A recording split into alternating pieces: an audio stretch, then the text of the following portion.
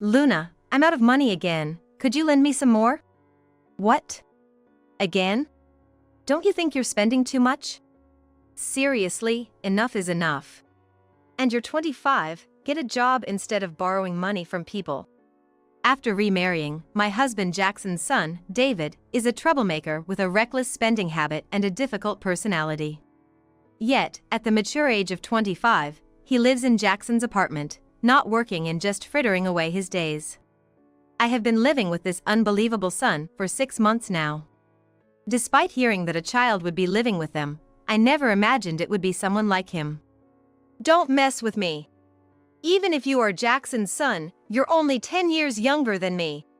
Show some restraint, you freeloader. Hey, you're the freeloader. Moving into my dad's apartment and then saying that? Plus, my girlfriend is talking about moving in too, so if anyone's a parasite, it's you. You should be the one to leave, haha. The situation may be as it is, but normally, you should be the one leaving. Stop relying on others for money. Aren't you Jackson's child? Don't you want to be independent? Not at all. I want to live freely. If he wants to live freely, he should leave the house, but for some reason, he seems attached to Jackson and refuses to leave. And he treats me as an intruder. Yet, he has the audacity to beg for money from me and keeps asking when I will leave. His actions are full of contradictions. I wished it was him who would leave instead. Hey, Jackson, can't you do something about him? Our living situation will fall apart at this rate. We're paying $10,000 in rent. I know, he's been a lot of trouble for me too.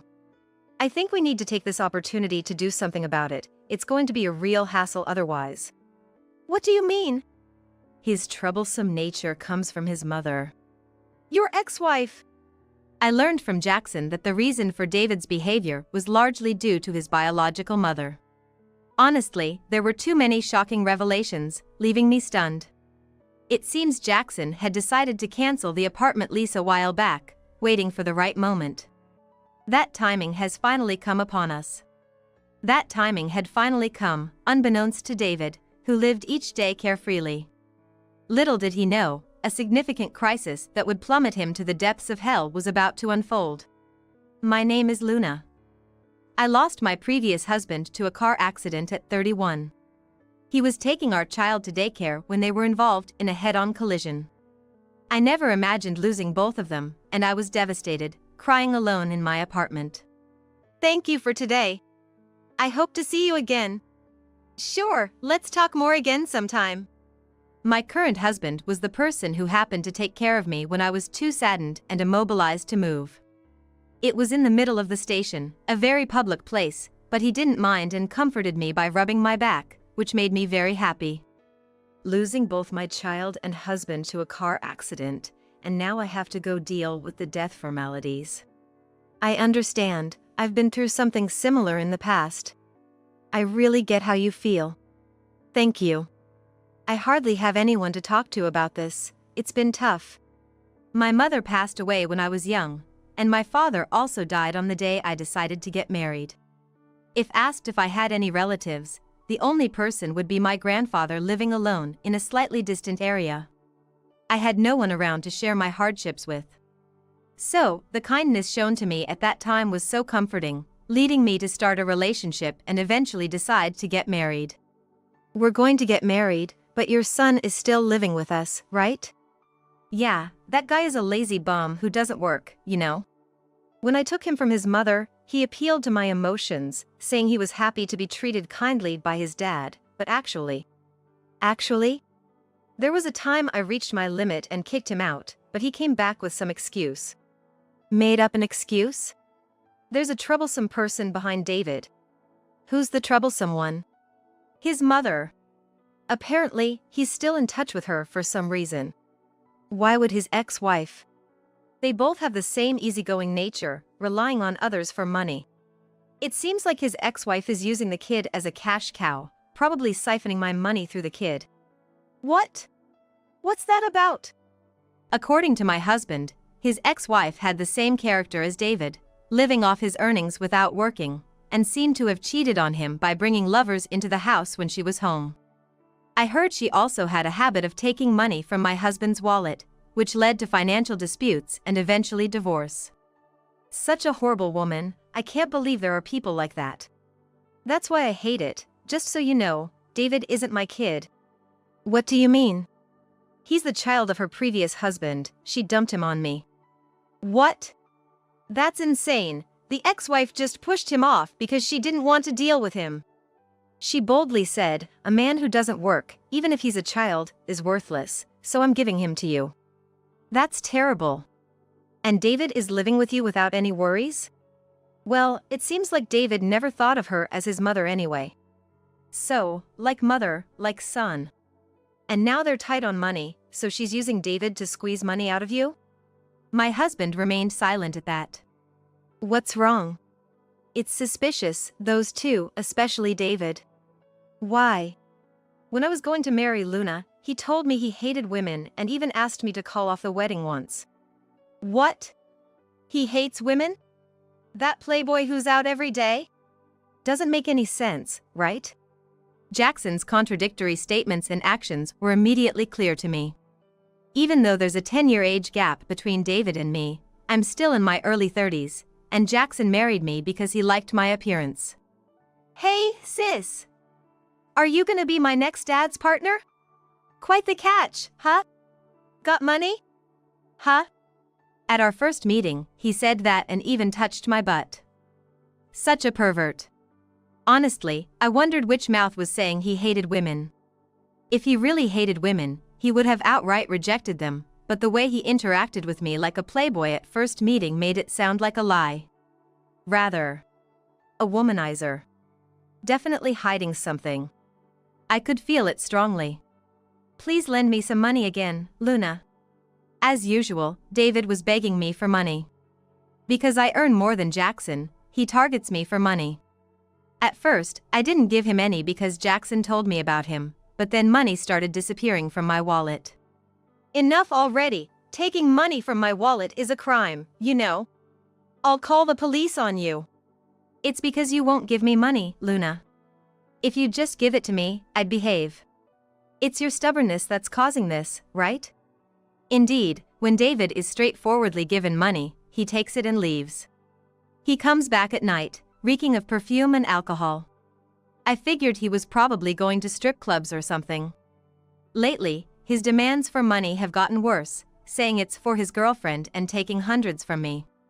He's mentioned having a girlfriend before, but her existence was so secretive I've never even seen a picture. Honestly, it was creepy.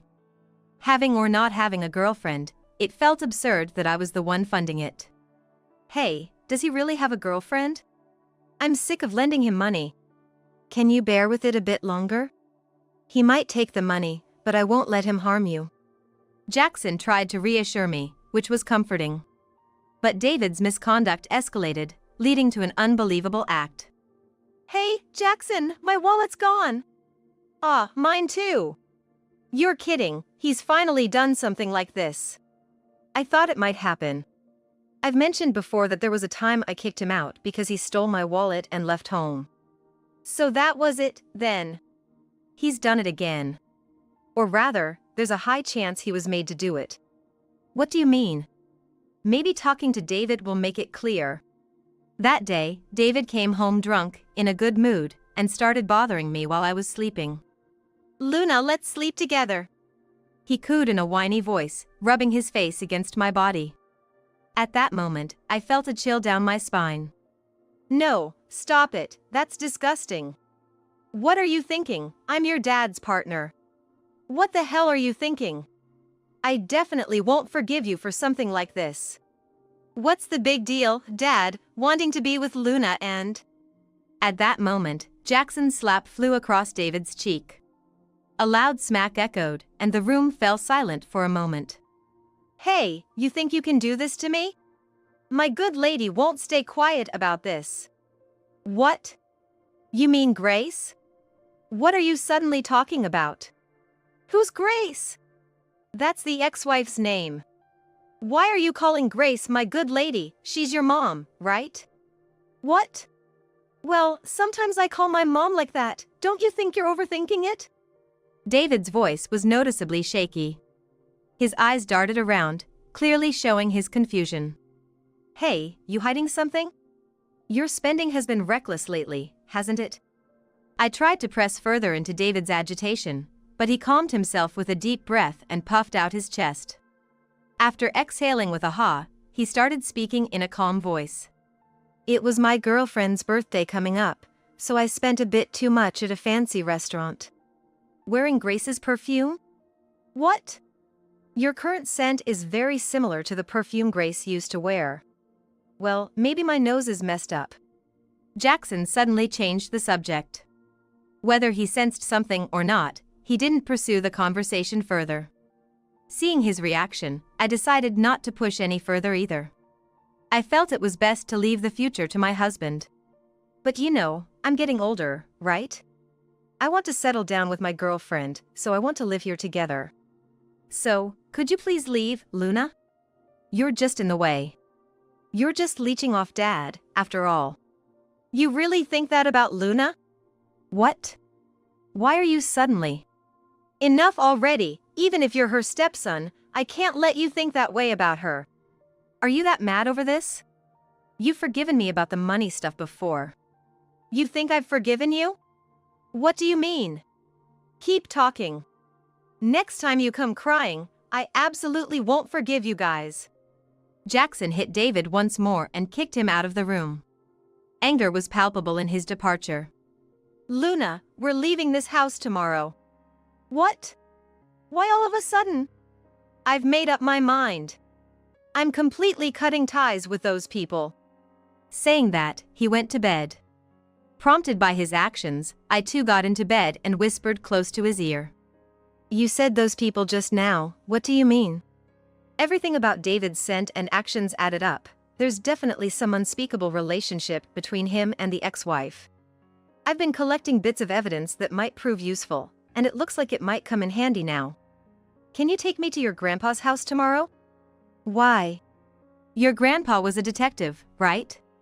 Yes, but if he was a detective around here, he probably has connections with people I know. What do you mean?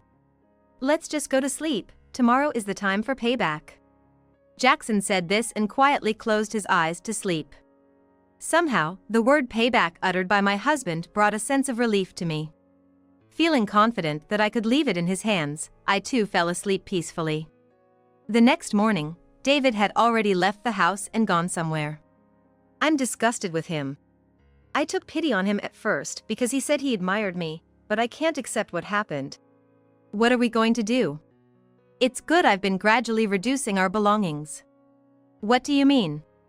I had a hunch. So, I made sure we could vacate this apartment any day by keeping our belongings minimal. Jackson said this as he started packing the room. He stuffed clothes into a large suitcase and began packing other items into cardboard boxes he had apparently prepared in advance. I get that we're leaving this apartment today, but where are we going? Even you, Jackson, with both parents and grandparents gone, who do we have? What are you talking about? We have somewhere.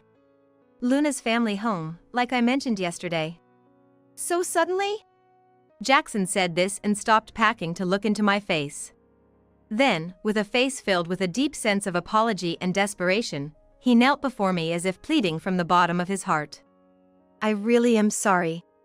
It's incredibly rude to just show up at your uncle's house where he lives alone. But I really need to rely on your grandpa's kindness just this once. Grandpa's words? Remember when we decided to get married and visited your family home to greet your grandpa? He told me something back then. Jackson began to explain calmly. His grandpa was also a former police officer, actually my grandpa's former superior. He had received a lot of help from him during his active years and was indebted to him. So, when we announced our marriage, he said, if I can repay that man, and told us, if there's anything, don't hesitate to ask for help. But how did you know that? It's my surname. It's a rare surname around here, so it clued him in right away. At that moment, I truly believed in coincidences. Jackson's situation was similar to mine, with both parents having been older when they had him, and now he was left alone, his grandparents also long passed away. He had wanted to show love to David, even though he was a spendthrift child. I could deeply relate to that feeling. Having lost my beloved husband and child, I too had wanted to reform David, despite his difficult personality. So, we're taking these things to my family home. Nodding, Jackson pulled out his phone from his pocket and began to call a real estate agent. Thank you for everything. About that matter, I appreciate your assistance. The call was brief, and soon after, Jackson was heading towards the door with the car keys. Wait! Is everything settled already? I've been preparing just in case, suspecting something might happen. I've been in talks with the real estate agent for a while, so it was just about timing. After finishing the call to the real estate agent and packing up, we headed to my family home. Without even a moment to unload, Jackson ran towards my grandpa to shake hands and began explaining the situation to him. I'm sorry for suddenly showing up like this. We're in a bit of a bind. Don't worry about it. If it's for paying back Joseph, I don't mind at all. I have another favor to ask. I want to get in touch with this man, Jackson said, pulling a photo from his chest pocket and showing it to Grandpa. This man, is he involved with the mafia? Grandpa's words made my skin crawl, and I peered at the photo. Who is this? The ex-wife's former husband. I've always suspected something off about David's actions. I even told Luna before. Once, I hired a detective with the little money I had to investigate. This is what we found. No way! So David is the child of a mafia member? That's not exactly it. The investigation unearthed a whole lot of evidence, Jackson said, handing me some documents. These were discovered by the detective while investigating the ex-husband. It's about David's background. The documents revealed a shocking fact. David was not the child of Jackson's ex-wife. You're kidding! David is the ex-wife's lover? Insane, right? They've been lying to me, calling him their son. But why? Don't you normally fill out paperwork with family court when you take custody of a child? That's what she told me at the time. I've taken care of all the paperwork, so don't worry about it. I guess I was too exhausted from the financial disputes and the divorce to think clearly. I just took her word for it. Can that even happen? It sounds like something out of a movie. I was left speechless by my husband's words. I had a stunned expression as if I were a deer in the headlights. It sounds like something out of a movie. I wanted to echo Jackson's words.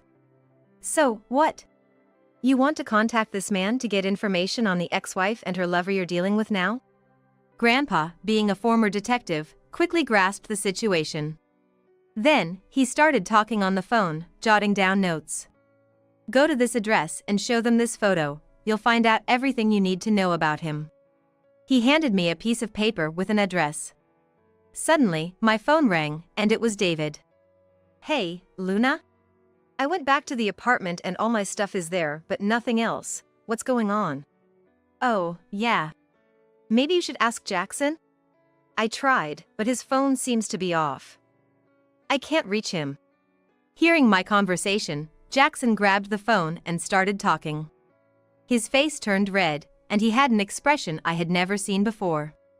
Listen, I've treated you like a son until now, but that ends today.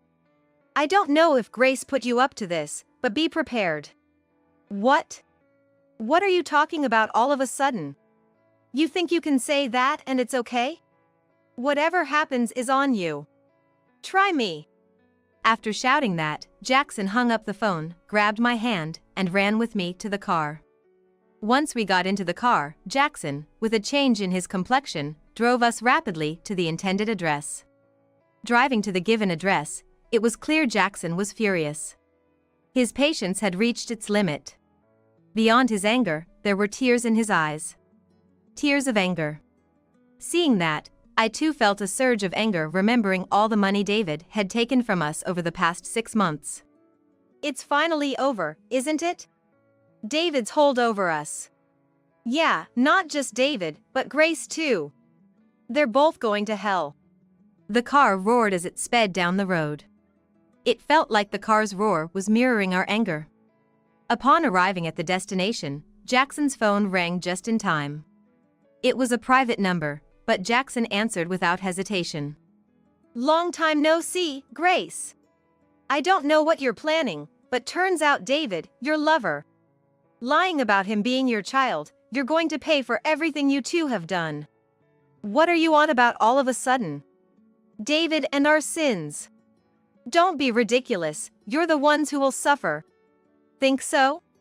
Why don't you come down to the Miller Group's office then?" "What? What do you mean? How do you know about the Miller Group?" "It's the ex-husband's office, right? I know everything about you guys. Don't mess with me." "Fine then, bring it on. I'll come, so be prepared." After hanging up, Jackson pushed me towards the doorbell. Giving his surname, the voice over the intercom said, "We've been expecting you. Please, come in," and the door was opened by someone who seemed to be in charge, leading us inside. "I apologize for the trouble our young ones have caused you. Never thought Mr. Isaac's granddaughter would come." I never imagined that the issue with my husband's stepchild would escalate to this extent, let alone lead us to a mafia office. Trembling with fear, I tightly grasped Jackson's hand. But Jackson seemed just as nervous, with his hand trembling slightly in mine. It's understandable. Visiting a mafia office is certainly a rare occurrence in anyone's life, usually something you'd never expect to do. Despite the overwhelming pressure and fear, there was a look of determined victory in Jackson's eyes. "We actually came to meet the person in this photo." We've already called him in," the boss said, and then the man from the photo entered the room. "I'm sorry, it seems Grace has been causing you trouble using my name." The ex-husband apologized while crying, bowing deeply, repeatedly saying sorry. He bowed deeply, with such force that his head nearly rubbed against the floor, apologizing over and over again. "It's not your fault, right? It was all planned by those two?" "That's right, Grace mentioned it during our separation. The next person she marries, they'd target together to squeeze every penny. So, they married me with the aim at my wealth from the start. They planned to drain everything even after divorce, involving Luna too. I'll never forgive them." The revelations were shocking. They had married Jackson aiming for his wealth, planning to use David cleverly to extract money even after divorce. "Hold on, this is too much information all at once." "They'd do anything for money. Even without me, they connected with another group, planning meticulously. I heard they were even willing to kill us to get the wealth." We were astounded to learn the extent of their plans. We could have been killed. But Jackson was triumphant, knowing we could definitely bring them down. It was at that moment. The entrance of the office became noisy, and David and the ex-wife walked in. "Never thought you'd be inside the office. Too bad for you, but you know what happens if you mess with us? You came here knowing we're connected with the Miller Group? There's no persuading us. You talk big about being connected with the group, but do you really believe that? Of course, I'm closely linked with Mr. Garcia. He's been good to me, so with just one word from me. Don't be mistaken. There's no room for compassion for the likes of you. And we've documented everything you've done, so a call to the police will have you arrested immediately. We've also hired a lawyer for the trial. We've heard everything you planned from the ex-husband, and we've recorded it as evidence. There's no escaping now." At that moment, David and Grace's faces clouded over, a clear sign they knew they were in trouble. "Wait, what about Mr. Garcia's words? He said he'd protect us." "Too bad. We've already asked Mr. Garcia to step down." "No, that's a lie. I'm not involved, right? I was just Grace's lover, and don't think you can escape. You're heading to jail too, Grace's lover." They were completely cornered with no way out. The fact that the Miller Group, which they had been relying on, didn't help them, that all the evidence was still intact, the police had been contacted, and they had nowhere to escape to left them utterly helpless. They collapsed on the spot, crying and begging in a last-ditch attempt to invoke sympathy. "Please, we never really intended to do this. It was all Grace's doing. I too wanted to be with David, but we had no money." "That's not how the world works. Do you understand? Everything you've done is a crime. You need to pay for your sins. I'm really sorry. I truly want to reform and be Jackson's son. Please forgive me. Even as they appealed to Jackson emotionally, his gaze remained cold. You said you admired me, which is why I initially showed compassion. But that was all an act and a lie, wasn't it? It's too late for such words now. Don't expect any sympathy from me. Give up. With that, Jackson nodded to the bosses, and we left the place. Later, we were informed by the police that the two were arrested, and the trial began at that moment. We won. They were ordered to pay back all the money they had scammed plus damages, and they were left dejected in jail. The house they had been living in was razed to the ground by the Miller Group, making sure they had no place to return to after getting out. As for us, we moved into my family home, taking care of Grandpa while living happily. However, around the time the turmoil ended, Grandpa's health suddenly declined, leading to his hospitalization. Grandpa, are you okay? I'm sorry for causing you worry. Please get well. Well, I might not have much longer. I have this feeling. Don't say sad things like that.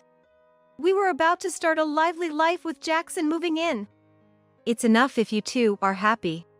Seeing your smiles is all I need.